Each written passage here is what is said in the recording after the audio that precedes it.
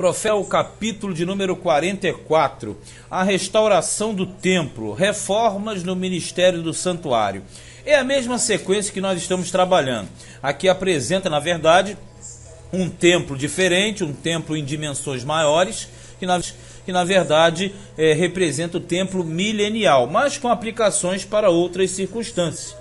E à medida que nós vamos lendo, nós vamos encontrando essas aplicações. Por isso que, à medida que formos avançando, vamos explicando. 44, verso 1 diz assim: Então me fez voltar para o caminho da porta do santuário exterior, quer dizer, o átrio exterior, que olha para o oriente, a qual estava fechada. E disse-me o Senhor: Esta porta está fechada, não se abrirá. Ninguém entrará por ela, porque o Senhor Deus de Israel entrou por ela. Por isso estará fechada. É a porta principal da frente do templo. Quanto ao príncipe, quer dizer, no caso, o que é o regente, ele ali se assentará como príncipe para comer o pão diante do Senhor. Pelo caminho do vestíbulo da porta entrará, e por esse mesmo caminho sairá. Depois me levou pelo caminho da porta do norte diante da casa. E olhei, e eis que a glória do Senhor encheu a casa do Senhor. Então caí sobre o meu rosto. A visão aqui é a seguinte: nós sabemos que a glória do Senhor foi embora, mas no 43 diz que essa glória voltou.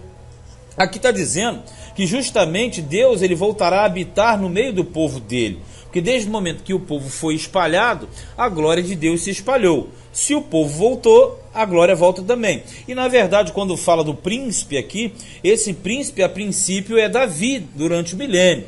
Claro que se você trabalhar no período pós-cativeiro, o príncipe que voltou foi o Zorobabel. Mas numa questão futura, milenial, na verdade seria Davi, que é o corregente com Cristo. Mas aí é aspecto escatológico.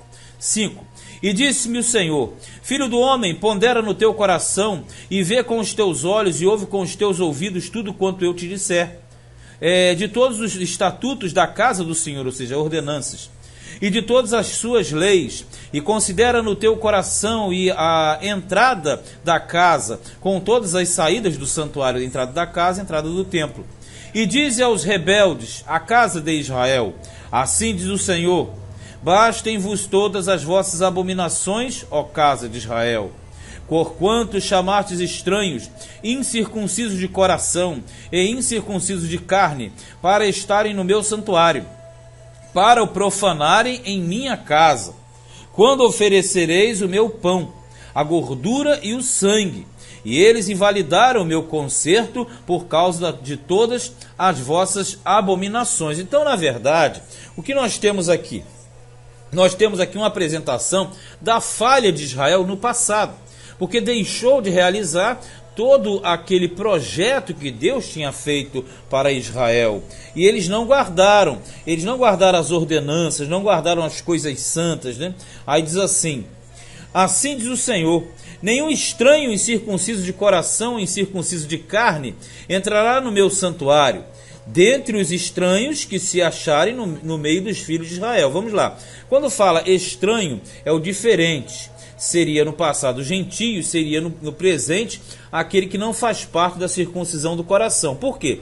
Quando fala de circuncisão da carne, é a aliança de Deus com Abraão e com Israel direto. Quando fala da circuncisão do coração, é a mesma aliança com Abraão, somente que no Novo Testamento, através de Cristo Jesus. Por isso que, quando nós trabalhamos em cima desse aspecto circuncisão, nós temos a antiga e a nova aliança. Antiga circuncisão na carne, nova aliança circuncisão no coração. 10. Mas os levitas que se apartaram para longe de mim, quando Israel andava errado, que andavam desviados de mim, para irem atrás dos seus ídolos, bem levarão sobre si a sua iniquidade. Então ele está falando de um período, de um momento em que na verdade todos eles são sentenciados. Na verdade todos têm uma punição, todos têm um momento onde você tem o período que Deus abençoa, mas o período que Deus castiga. Então, como eles transgrediram, ele simplesmente está dizendo que eles teriam um processo de punição no final. Ou seja, seria o final do processo punitivo de Deus sobre eles. Versículo 11. Contudo serão ministros do meu santuário nos cargos das portas da casa, e servirão a casa. Eles degolarão o holocausto e o sacrifício para o povo, e estarão perante ele, para lhe servir. Porque lhes ministraram diante dos seus ídolos, e serviram a casa de Israel de tropeço, de maldade. Por isso eu levantei a mão sobre eles, diz o Senhor, e eles levarão sobre si a sua iniquidade. E não se chegarão a mim para me servirem no sacerdócio, nem se chegarão a nenhum de todas as minhas coisas sagradas, à santidade das santidades. Mas levarão sobre si a sua vergonha e as suas abominações que cometeram. Então ele fala uma linguagem que é própria para o judeu da época. Ele deveria entender o quê? Que eles foram a cativeiro por causa da transgressão dos levitas, sacerdotes e o povo de uma forma geral. E aqui fala de um retorno, mas fala que Deus estará privando-os de regalias ou de uma ligação por causa desta falha que eles cometeram. Mas diz que mesmo assim eles estarão administrando. Aí diz mais, ó. Contudo eu os constituirei guardas da ordenança da casa, em todo o seu serviço e em tudo o que nela se fizer. Mas os sacerdotes levíticos, os filhos de Zadok, que guardaram a ordenança do meu santuário, quando os filhos de Israel se extraviaram de mim, se chegarão a mim, para me servirem e estarão diante de mim, para me oferecerem a gordura e o sangue, diz o Senhor. Nós sabemos que a gordura, o sangue, o sacrifício, tem aqui simplesmente um fator de memorial, porque isso aqui tudo já foi suplantado em Cristo, mas é necessário essa colocação. Agora veja que ele fala de Zadok. Como Zadok é símbolo de uma mudança de ministério, e nós temos essa visão, a casa de Eli foi trocada pela casa de Zadok. Na verdade ela simbolizava e simboliza e é, na verdade, o que? A troca do sacerdócio de Israel para o sacerdócio da igreja. Ou seja, o Zadok é símbolo da fidelidade da casa que vem depois, da segunda casa, da glória da segunda casa. Eles entrarão no meu santuário e se chegarão à minha mesa para me servirem e guardarão a minha ordenança. E será que, quando entrarem pelas portas do átrio interior, se vestirão de vestiduras de linho. Linho é um pano bom, né? E não se porá lã sobre eles, quando servirem nas portas do átrio interior, dentro da casa. Ele está dizendo que eles vão retornar e vão servi-lo novamente.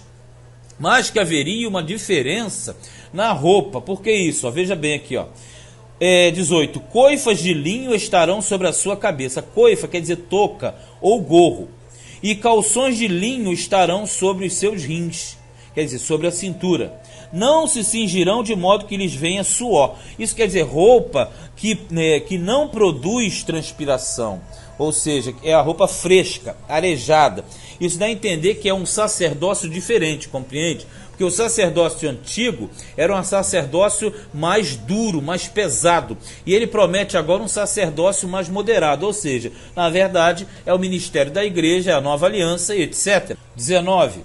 E saindo eles ao átrio exterior, ao povo no átrio exterior, despirão as suas vestiduras com que ministraram, e as porão nas santas câmaras, nas dependências. E se vestirão de outras vestes para que não santifiquem o povo, estando com as suas vestiduras, porque ele não podia, o sacerdote, ter contato com o povo comum. E a cabeça não raparão, nem deixarão crescer o cabelo.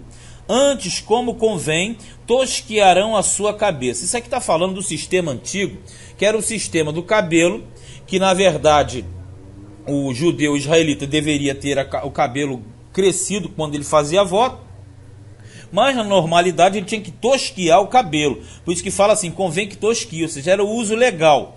Então ele está falando no sentido de não rapar a cabeça, era para fazer voto, ou seja, no caso de arrependimento, né? De fazer votos para alcançar misericórdia diante de Deus e tudo mais. Ele está falando de uma nova época. E fala assim, nem deixarão crescer o cabelo, no voto do Nazireu. Ele está dizendo de uma outra época, um outro sacerdócio, uma outra forma, uma outra ordenança, que seria um uso legal do que é permitido por Deus. ou seja, o homem não teria mais que fazer determinados votos. É, na verdade, a mudança das alianças da lei para a graça. 21. E nenhum sacerdote beberá vinho quando entrar no átrio interior, que era, na verdade, uma proibição, mas que frequentemente era quebrado, isso aqui, inclusive lembrando de lá Nadab e Abiú. 22. E eles não se casarão nem com viúva, nem com repudiada, mas tomarão virgens da linhagem da casa de Israel, ou viúva que for viúva de sacerdote, que era o estipulado pela lei para o sacerdote. O sacerdote, na verdade, ele tinha que ter esse tipo de matrimônio. Para contrair matrimônio tinha que ser dentro desses parâmetros.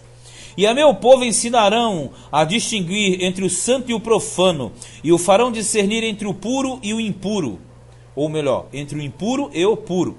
E quando houver pleito, quer dizer, causa, eles assistirão a ele para o julgarem, porque o ofício sacerdotal e dos levitas, de uma forma bem abrangente, era julgar causas, fazer decidir os pleitos, e eles tinham abandonado tudo isso. Por isso, na verdade, eles deixaram de ensinar o povo, eles deixaram de julgar o povo. E as minhas leis e os meus estatutos com todas as minhas solenidades guardarão, e os meus sábados santificarão. Quando fala os meus sábados, no coletivo, né? Não é somente da semana, e sim todos. E eles não se aproximarão de nenhuma pessoa morta, porque se contaminariam. Somente por pai, ou por mãe, ou por filho, ou por filha, ou por irmão, ou por irmã, que não tiver marido, ou seja, que não está dependendo de outro, se poderão contaminar. Na verdade, está falando de todo o sistema sacerdotal que foi quebrado, mas que, na verdade, deverá ser restabelecido. E depois da sua purificação lhe contarão 7 dias. E no dia em que ele entrar no lugar santo, no átrio interior, para ministrar no lugar santo, oferecerá a sua expiação pelo pecado, diz o Senhor. Eles terão uma herança e eu serei a sua herança. Não lhes dareis, portanto, possessão em Israel, eu sou a sua possessão. Porque a gente sabe que o levita não tinha uma tribo. Quer dizer, perdão, tinha a tribo, mas não tinha um território. Porque a porção dos levitas, sacerdotes, etc., era o próprio Senhor. E a oferta de manjares e o sacrifício pelo pecado e o sacrifício pela culpa eles comerão. E toda coisa consagrada em Israel será deles, no caso os sacerdotes. E as primícias de todos os primeiros frutos de tudo, e toda a oferta de todas as vossas ofertas serão dos sacerdotes. É a chamada porção do sacerdote. Também as primeiras das vossas massas dareis ao sacerdote, para que faça repousar a bênção sobre a tua casa. É aquela questão das primícias, da entrega e etc., que trazia para Israel uma tranquilidade, uma bênção, né? Nenhuma coisa que tenha morrido ou tenha sido arrebatada de aves e de animais comerão os sacerdotes. Aí já sabe como é que ele está falando aqui de uma restauração, de um período que volta a ser o que Deus estipulou. Que na verdade Israel perdeu com o passar dos anos, dos tempos, né, dos séculos, e na verdade foi o alvo, o motivo de que eles fossem transportados para o cativeiro. Mas na verdade tudo isso aplica-se a uma grande restauração, não depois do cativeiro, mas na questão milenial. Este foi Ezequiel, capítulo de número 44.